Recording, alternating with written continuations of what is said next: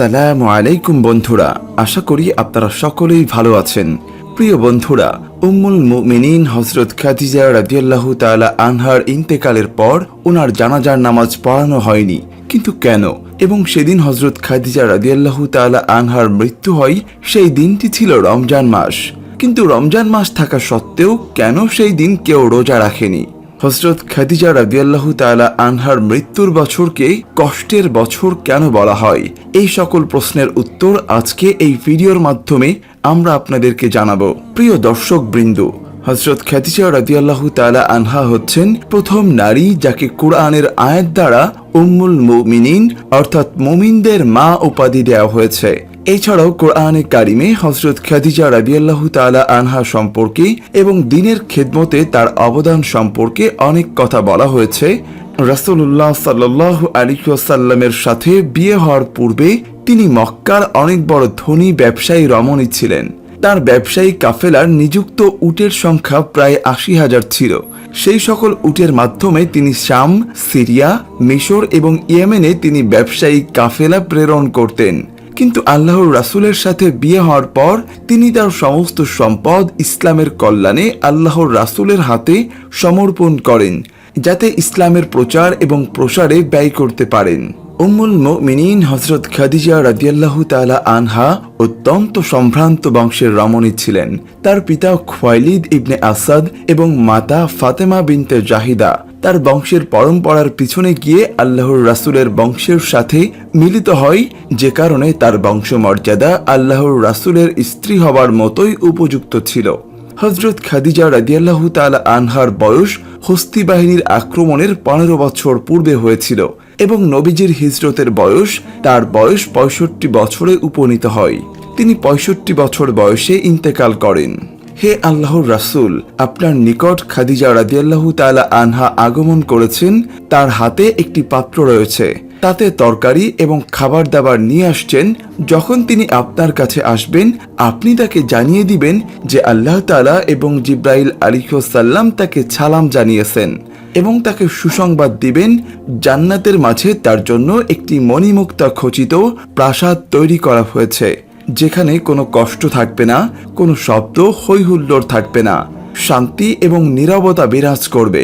আরেকটি হাদিসে হযরত আলী রাদিয়াল্লাহু তাআলা আনহু থেকে বর্ণিত, রাসূলুল্লাহ সাল্লাল্লাহু আলাইহি ওয়াসাল্লাম বলেন, ঈসা আলাইহিস সালামের সময় সবচেয়ে নেককার নারী ছিল হযরত মারিয়াম আলাইহিস সালাম।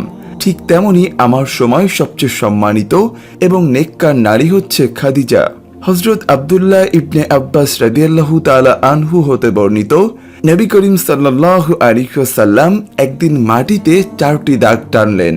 তারপর সাহাবীদের উদ্দেশ্য করে জিজ্ঞেস করলেন, তোমরা কি জানো এরা কারা?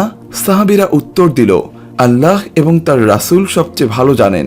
তখন আল্লাহর রাসূল সাল্লাল্লাহু আলাইহি ওয়াসাল্লাম বললেন, এই 4 জন হচ্ছে জান্নাতের সবচেয়ে সম্মানিত 4 জন মহিলা। একজন হচ্ছে খাদিজা বিনতে খুয়াইলিদ, দ্বিতীয় জন হচ্ছে ফাতিমা বিনতে মুহাম্মদ, তৃতীয় জন ফিরাউনের স্ত্রী আসিয়া এবং চতুর্থ জন হযরত মারিয়াম বিনতে ইমরান। হযরত খাদিজা রাদিয়াল্লাহু তাআলা আনহা আল্লাহর রাসূলের প্রথম স্ত্রী ছিলেন। আল্লাহর রাসূল সাল্লাল্লাহু আলাইহি ওয়াসাল্লাম খাদিজাকে এতটাই ভালোবাসতেন যে যতদিন খাদিজা রাদিয়াল্লাহু তাআলা আনহা জীবিত ছিলেন ততদিন তিনি অন্য কোনো নারীকে বিবাহ করেননি। হুজুর সাল্লাল্লাহু আলাইহি ওয়াসাল্লাম হযরত খাদিজা রাদিয়াল্লাহু তাআলা আনহার বিষয়ে বলতেন, আমি তার চেয়ে উত্তম কোনো স্ত্রী পাইনি। কেননা খাদিজা সেই সময় ঈমান এনে আমার পাশে ছিল যখন মক্কার কাফেররা আমার উপর জুলুম অত্যাচারের সীমা অতিক্রম করে ফেলেছিল। খাদিজা সেই সময় তার সম্পদ এবং ভালোবাসা দিয়ে আমার পাশে ছিল, যখন আমার পাশে অন্য কেউ ছিল না। এছাড়াও আল্লাহ তাআলা আমার সকল সন্তানের জননী খাদিজাকে বানিয়েছেন। খাদিজার মাধ্যমে আল্লাহ তাআলা আমাকে সন্তানের নিয়ামত দান করেছেন। আল্লাহর রাসূল সাল্লাল্লাহু আলাইহি ওয়াসাল্লাম এবং খাদিজা রাদিয়াল্লাহু তাআলা আনহার মধ্যকার বন্ধন এবং ভালোবাসা ছিল অসীম। হযরত খাদিজা রাদিয়াল্লাহু তাআলা আনহার ইন্তেকালের পর তার জানাজার নামাজ আদায় করা হয়নি। মূলত এটা এই কারণে যে হযরত খাদিজা রাদিয়াল্লাহু তাআলা আনহা যখন ইন্তেকাল করেন তখন 5 ওয়াক্ত সালাত সহ জানাজার সালাত বা অন্য কোনো সালাতের বিধান নাজিল হয়নি। ঠিক একইভাবে হযরত খাদিজা রাদিয়াল্লাহু তাআলা আনহার ইন্তেকালের দিন রমজান মাস হলেও সেই দিন কেউ রোজা রাখেনি, কেননা তখন রমজানে রোজা ফরজ হওয়ার আয়াত নাজিল হয়নি। একই বছর আল্লাহর রাসূলের প্রিয় চাচা আবু তালেব ইন্তেকাল করেন। এই দুজনই আল্লাহর রাসূলের পাশে ছিলেন, তার কঠিন সময়ে সব ধরনের সহযোগিতা করেছেন। সামান্য কিছুদিনের ব্যবধানে সবচেয়ে প্রিয়তম দুই ব্যক্তির ইন্তেকালে আল্লাহর রাসূল সাল্লাল্লাহু আলাইহি ওয়াসাল্লাম মানসিকভাবে বিপর্যস্ত হয়ে পড়েন। এই কারণেই এই বছরকে কষ্টের বছর বলা হয়। হযরত খাদিজা রাদিয়াল্লাহু তাআলা আনহার মৃত্যু নবীজির হিজরতের এবং সালাত ফরজ হওয়ার বছরেই হয়ে থাকে।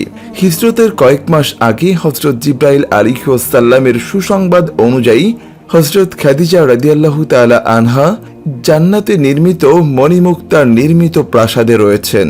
আল্লাহর রাসূল সাল্লাল্লাহু আলাইহি ওয়াসাল্লাম নিজে হযরত খাদিজার কবরে নামেন এবং নিজের হাতে হযরত খাদিজার দেহ কবরে নামান।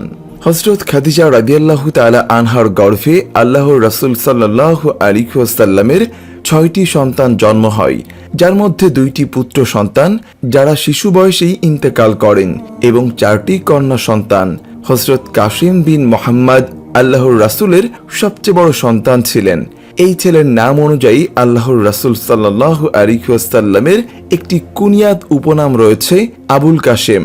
তারপরে কন্যা সন্তানদের মধ্যে হযরত জয়নব বিনতে মুহাম্মদ আল্লাহর রাসূলের সবচেয়ে বড় কন্যা। তারপরে তৃতীয় পুত্র সন্তান আব্দুল্লাহ বিন মুহাম্মদ, তিনি খুব অল্প বয়সে মারা যান। এই পুত্র সন্তানটি নবুয়তের বছরে জন্মগ্রহণ করেন, যার কারণে তাকে তোয়েব এবং তাহের 2টি উপনামে ডাকা হয়ে থাকে। তারপরে চতুর্থ সন্তান হযরত রুকাইয়া বিনতে মুহাম্মদ সাল্লাল্লাহু আলাইহি ওয়াসাল্লাম। তারপরে পঞ্চম সন্তান হযরত উম্মে কুলসুম বিনতে মুহাম্মদ সাল্লাল্লাহু আলাইহি ওয়াসাল্লাম। অতঃপর সর্বশেষ এবং ষষ্ঠ সন্তান জান্নাতের নারীদের সর্দার হযরত ফাতিমা বিনতে মুহাম্মদ সাল্লাল্লাহু আলাইহি ওয়াসাল্লামের জন্ম হয়। এই সকল সন্তানদের জন্মের মাঝে 1 বছরের ব্যবধান থাকে।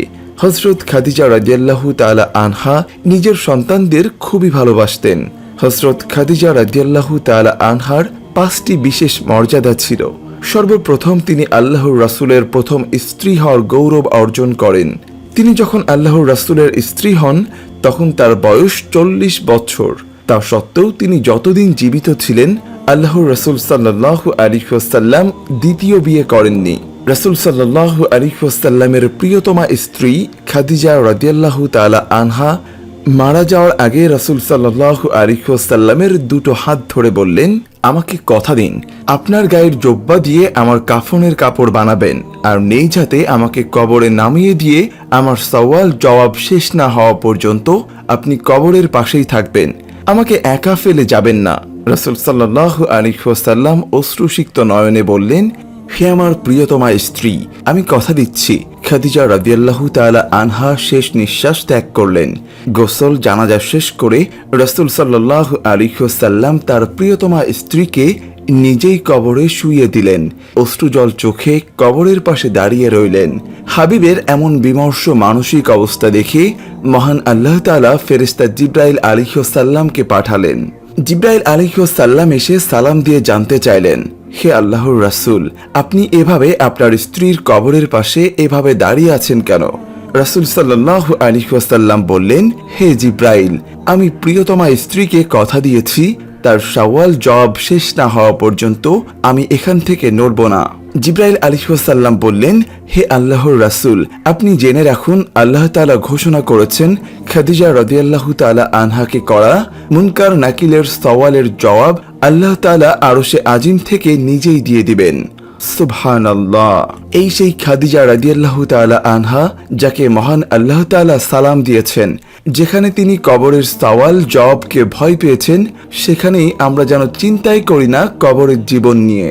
আল্লাহু আকবার। খাদিজা রাদিয়াল্লাহু তাআলা আনহা এর মৃত্যুর পর প্রায় প্রতি রাতেই আয়েশা রাদিয়াল্লাহু তাআলা আনহা এর ঘুম ভেঙে গেলে উঠে এসে দেখতেন রাসূল সাল্লাল্লাহু আলাইহি ওয়াসাল্লাম কান্নারত অবস্থায় আল্লাহর কাছে মিনতি করছেন, হে আল্লাহ, যখন শেষ বিচারের দিন ছেলে বাবাকে চিনবে না, বাবা ছেলেকে চিনবে না, স্বামী স্ত্রীকে আর স্ত্রী স্বামীর চেহারা দেখে বিস্তৃত হবে, তখন যেন আমি আমার প্রিয়তমা স্ত্রী খাদিজাকে চিনতে পারি এবং তাকে দেখে যেন বিস্তৃত না হই। খাদিজা রাদিয়াল্লাহু তাআলা আনহা গোশত খেতে পছন্দ করতেন, যদিও খুব কম সুযোগ হতো, কিন্তু কখনো হঠাৎ কোনো উট, দুম্বা কিংবা খাসির গোশতের ব্যবস্থা হতো, তিনি তৃপ্তি করে খেতেন। ওনার মৃত্যুর পর রাসূল সাল্লাল্লাহু আলাইহি ওয়াসাল্লাম যখনই কোনো গোশত হাদিয়া পেতেন কিংবা কোনোদিন হঠাৎ কোনো পশু জবাই হতো, তখন রাসূল সাল্লাল্লাহু আলাইহি ওয়াসাল্লাম খুব যত্নে এক ভাগ মাংস সরিয়ে রাখতেন। সেটা একটা পুটলায় ভরে মদিনার রাস্তায় চোখ মুছতে মুছতে হাঁটতেন।